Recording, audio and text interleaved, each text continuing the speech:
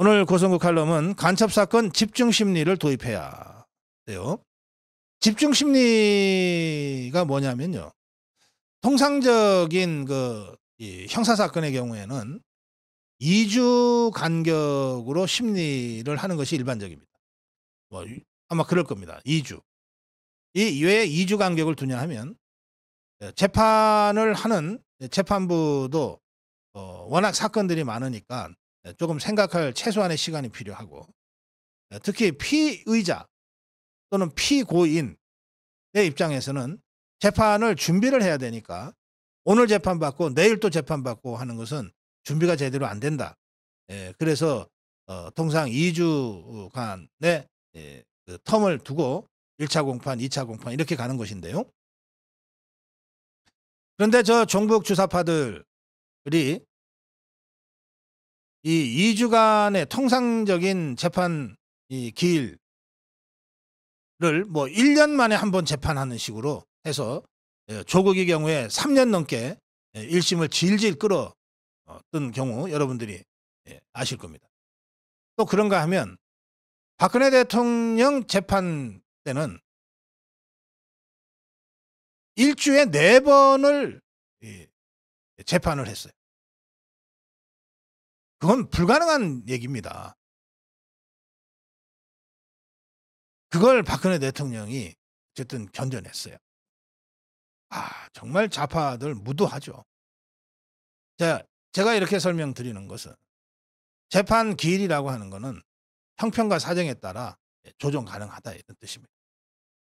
선거법 관련으로는 이게 임기가 국회의원 경우 또는 지방의원이나 단체장 경우 다 4년이잖아요.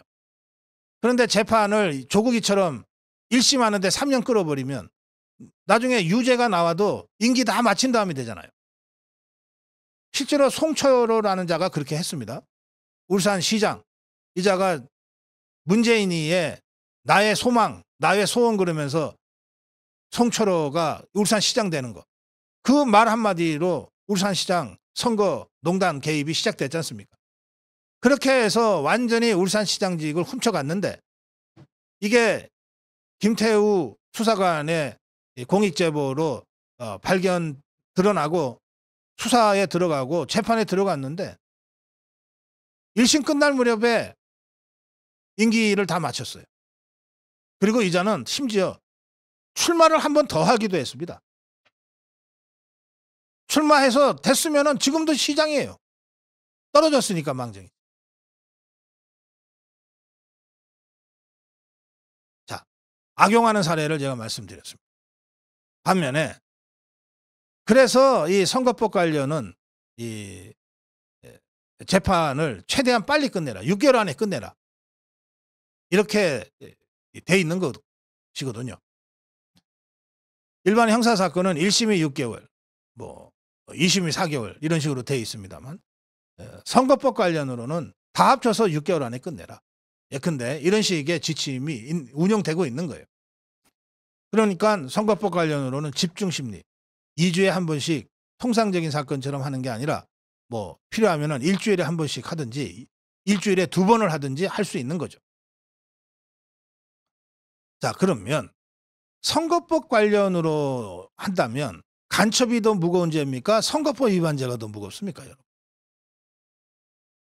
당연히 대한민국 체제를 전복하려고 직접 북한에서 내려왔거나 북한의 지시를 받아서 움직이는 간첩들이 더 무거운 범죄를 저지른 자들 아닙니까? 그러면 선출직 이 선거사범들에 대해서 그렇게 심리를 최대한 빨리 해야 된다라고 하는 규정이 있다면 간첩들이야말로 집중심리를 통해서 최대한 빨리 이들의 범죄 행각을 밝히고 단죄해야 되지 않겠냐고. 간첩사건에 집중심리를 도입해야 한다는 문제의식은 바로 그런 겁니다. 자, 한번 보십시오. 이게 얼마나 황당한 상황이 지금 벌어지고 있는지. 2011년 이후 재판에 넘어간 국가보안법 위반 혐의 사건 6건의 1심 공판이 2년 넘게 진행 중입니다. 그러면 1심은 6개월 안에 끝내야 되는데 2년 넘게 진행 중이면 이 자들은 재판받다가 다 구속기간 만료로 다 풀려나서 지금 돌아다닌다는 뜻입니다. 추가로 다시 영장 청구해서 잡아넣지 않았다면 6개월 동안 구속기간이 만료되면은 재판 중인데 만료되면은 풀어줘야 돼요. 그러니까 정진상이도 그래서 지금 풀려난 거 아닙니까? 그럼 간첩들도 지금 재판 기간이 늘어나면서 지금 다 풀려나서 뭔가 간첩질을 하고 있을 가능성이 높은 거죠. 1심 공판이 2년 넘게 진행 중이구나. 아예 공판 자체가 열리지 않았다는 겁니다. 2021년 이후 재판에 넘어간 국가보안법 위반 혐의 사건 6건이. 이게 김명수 사법부의 본 민낯이에요. 이자들은 하나같이 이게 다 사법투쟁이라고 하는 저 김정은 집단의 그 전술에 따라서 움직이는 겁니다. 이것들은 말이죠. 처음에 국정원이 내사할 때 어떻게 대처한다. 경찰에 잡혔을 때 어떻게 대처한다. 검사한테 조사받을 때는 어떻게 대처한다. 재판이 시작됐을 경우에는 어떻게 대처한다. 이런 지침들을 다 가지고 있어요. 최대한 시간 끈다는 것이 기본입니다. 최대한 시간을 끈다. 그래야 다른 간첩들이 내가 시간을 끌어주는 만큼 피할 시간이 벌어진다. 그리고 어차피 몇 년 살 건데 서둘러서 재판 끝내서 오래 살 건 뭐 있냐. 최대한 끌다 보면 정권이 바뀔 수도 있고 뭐 판사가 생각이 바뀔 수도 있고 변수가 많지 않냐. 그 안에 네가 재판을 3년 4년 끄는 사이에 우리가 쳐내려가서 남한을 적화시킬 수도 있고. 그러니 최대한 끌어라. 무조건 시간 끄는 것이 니한테도 좋고 북방부, 니 조국 북방부에도 좋다. 이게 간첩들한테 거의 예외 없이 철저하게 교육되고 있는 그런 사법투쟁의 제1원칙입니다. 그 전술대로 이것들이 하고 있어요. 수사 절차를 문제 삼습니다. 재판부 기피 신청을 하고 그 다음에 국민배심원단 재판을 신청을 해요. 기각되면 다시 항소하고 재항소하고 할 수 있는 모든 걸 다 합니다. 그런데 이런 모든 것들을 다 누가 해주냐? 민변 소속 변호사들이 열심히 서비스해주고 있습니다. 전부가 민변 소속은 아니지만 이 사건 관련 변호사 40명 중에 30명 가까이가 민변 소속 변호사들이고 이자들이 간첩들의 시간 지연 전술을 실무자로서 수행하고 있는 거예요. 2021년 이후 국법법 위반 혐의 중 가장 오래된 것은 2021년 6월에 구속된 이모인데 이 사람은 2006년에 1심의 사건으로 이미 실형을 산 적이 있습니다. 이 사건은 2021년 8월에 첫 공판이 열렸는데 지난 17일, 7월 17일 11차 공판까지 2년 동안 공판만 하고 있어요. 이 사람 구속기간 6개월 만료로 이미 석방돼 버렸습니다. 그리고 11차 공판이니까 12차 공판 기일이 잡혀 있겠죠. 12차 공판은 언제입니까? 10월에 열립니다. 7월 17일 날 11차 공판 열렸고 석 달 후에 12차 공판 하겠다는 거예요. 그럼 이 석 달 동안 간첩질 더 해라 이 말 아닙니까?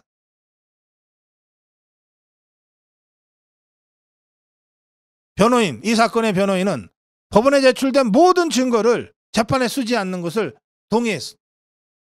재판에 쓰는 것을 동의하지 않았어요.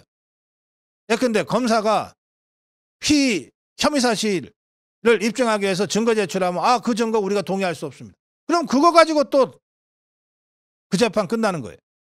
다음 기일 잡아야죠.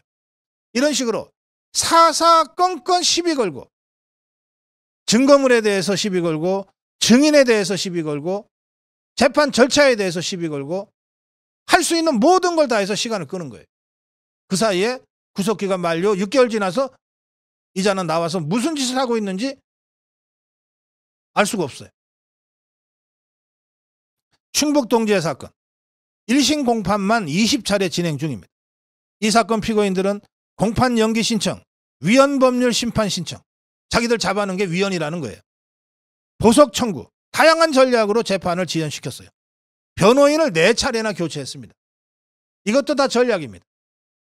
지그들 마음에 안 들어서가 아니라 그냥 변호인을 교체하면 교체된 변호사가 재판장님, 제가 이번에 새로 변호사가 됐는데 아직 사건 기록을 제대로 검토를 하지 못했으니 이 다음 기일을 한 달 후로 잡아주시면 안 되겠습니까? 이런 식이에요. 어떻게 안 된다 그럽니까? 그렇게 해서 또 한 달 넘어가는 거예요. 이걸 4차례나 교체를 했어요. 법관 기피 신청에 대해서 법원이 받아들이지 않자 항고도 하고 재항고도 했어요. 2달간 이거 갖고 2달간 시간 끌었어요. 자, 그 사이에 6개월 지났습니다. 피고인들 구속기간 만료, 보석 등으로 다 석방돼서 지금 무슨 짓을 하는지 몰라요. 충북동지의 재판 지연 전략은 올해 기소된 창원의 자통, 제주의 히읗기억 민노총 간첩단 사건 재판 지연의 교과서로 활용되고 있다고 합니다. 이 세 사건의 피고인들은 국민 참여 재판 신청을 재판 지연 전략으로 삼았어요. 아직 이 세 사건 모두 1심 공판도 열지 못하고 있습니다. 3월에 기소된 자통 피고인들은 4월에 국민 참여 재판을 신청했어요. 법원이 이를 허락하지 않자 항고 재항고했는데, 자, 국가보안법 사건 재판은 일반적으로 국민 참여 재판하지 않습니다. 왜냐하면 이 과정에서, 재판 과정에서 국정원의 수사기법이라든지 감청 자료 같은 공개돼서는 안 될 자료들이 재판에서는 나오게 돼 있거든요. 이걸 국민 참여 재판으로 하면 국민이 알게 된다는 뜻 아닙니까? 더구나 이런 간첩 사건은 수년, 10수년을 추적하기 때문에 재판에서 다뤄야 될 증거 자료들이 수십만 쪽이 될 경우도 있어요. 그럼 이걸 국민 참여 재판하면 배심원단이 이 자료를 다 읽을 수 있겠어요? 근데 그중에 어떤 배심원이라도 제가 아직 자료를 다 못 봤으니까 오늘 제가 판단 못 하겠어요 하면 또 시간 연기되는 거예요. 이 간첩들, 정복 주사파들, 처음부터 대한민국의 법체계, 자유민주주의의 법질서, 민주적 재판 과정, 이거 존중하는 마음 하나도 없는 자들입니다. 오로지 대한민국 체제 전복을 위해서 목숨 걸고 투쟁하는 자들인데, 이 자들이 대한민국의 이 민주적인 법체계 또는 간첩들이 보기에는 허술하기 짝이 없는 이런 법체계를 최대한 악용해서 온갖 합법적으로 재판 지연 전술을 쓰고 있는 겁니다. 심지어는 재판부가 좀 자기들한테 엄격하게 할 것 같다. 그거 다 변호사들이 파악하고 있잖아요. 저 판사는 자유우파 쪽 성향이야. 그러면 재판부 기피 신청해요. 그리고 계속해서 지연 전략을 씁니다. 그러면서 인사철을 기다려요. 법관 인사철 이것들이 다 알거든요. 1년에 한 번, 2년에 한 번. 저 판사 지금 한 3개월 남았는데 3개월 동안 우리가 지연 전술 쓰면 바꿀 거야. 아마 다음에 누가 오는지 봐서 하지. 결과적으로 판사 쇼핑을 이것들이 하고 있다는 거예요.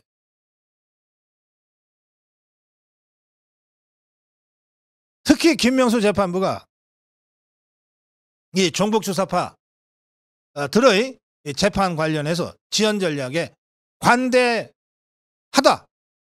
하는 심증이 있습니다. 합리적 의심이 있어요. 그래서 제가 말씀드립니다. 선거법이 집중심리 대상이라면 그보다 10배, 100배는 더 무거운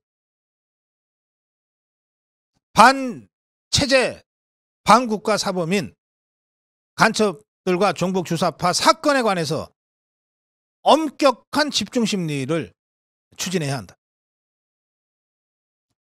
이들도 대한민국 국민으로서 사법적 권리를 갖고 있으니까 재판부 기피 신청,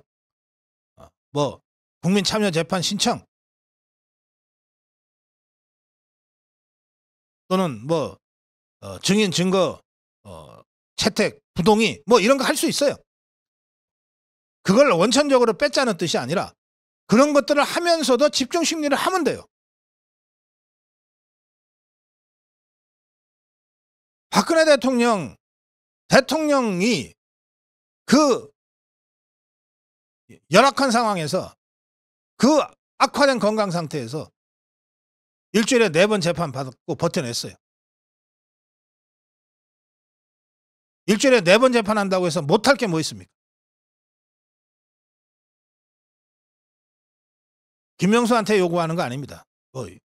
이자는 곧 물러날 거고, 새 재판부가 이거는 무슨 법으로 고칠 일도 아닙니다. 새 재판부가, 새 대법원장이, 새 사법부의 지도부가, 지휘부가 공안사건, 간첩사건, 반국가 사범에 대해서는 집중 심리하겠다. 그거 운영하면 됩니다.